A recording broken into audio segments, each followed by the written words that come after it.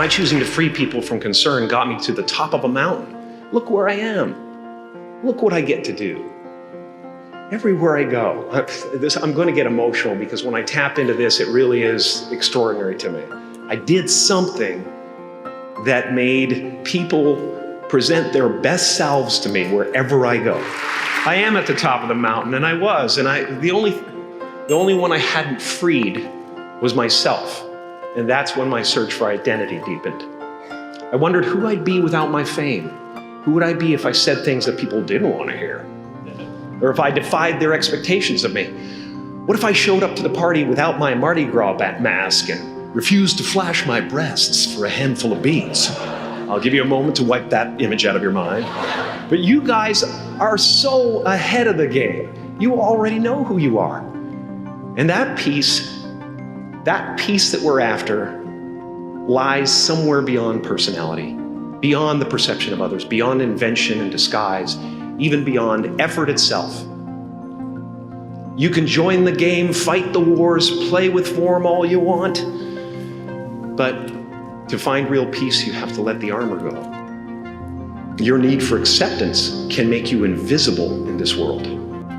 Don't let anything stand in the way of the light that shines through this form. Risk being seen in all of your glory. Thank you. Painting is one of the ways I free myself from concern, a way to stop the world through total mental, spiritual, and physical involvement. But even with that comes a feeling of divine dissatisfaction. Because ultimately, we're not the avatars we create. We're not the pictures on the film stock. We are the light that shines through. All else is just smoke and mirrors, distracting, but not truly compelling. I've often said that I wished people could realize all their dreams in wealth and fame, and so that they could see that it's not where you're going to find your sense of completion. Like many of you, I was concerned about going out into the world and doing something bigger than myself, until someone smarter than myself made me realize that there is nothing bigger than myself. My soul is not contained within the limits of my body. My body is contained within the limitlessness of my soul. One unified field.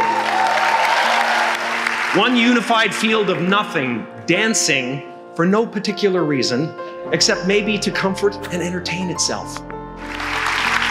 As that shift happens in you, you won't be feeling the world, you'll be felt by it. You'll be embraced by it. Now I'm always at the beginning.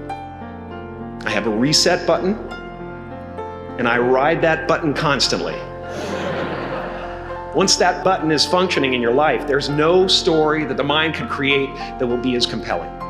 The imagination is always manufacturing scenarios, both good and bad, and the ego tries to keep you trapped in the multiplex of the mind.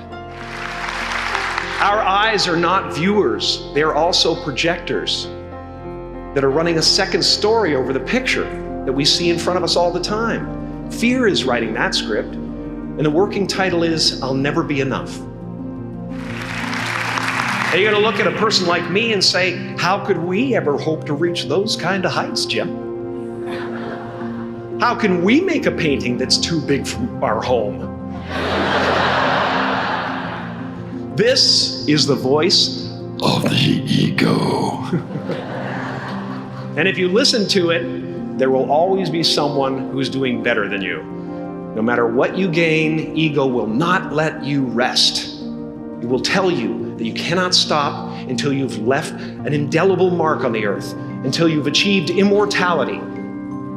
How tricky is this ego that it would tempt us with the promise of something we already possess? So, I just want you to relax. You know, that's my job. Relax and dream up a good life. As far as I can tell, it's just about letting the universe know what you want and working toward it while letting go of how it comes to pass. Your job is not to figure out how it's going to happen for you, but to open the door in your head. And when the door opens in real life, just walk through it. And don't worry if you miss your cue, because there's always doors opening. They keep opening. And when I say life doesn't happen to you, it happens for you, I really don't know if that's true. That's part of the fun. Oh, and why not take a chance on faith as well? Take a chance on faith. Not religion, but faith.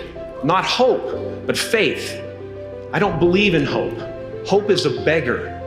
Hope walks through the fire and faith leaps over it.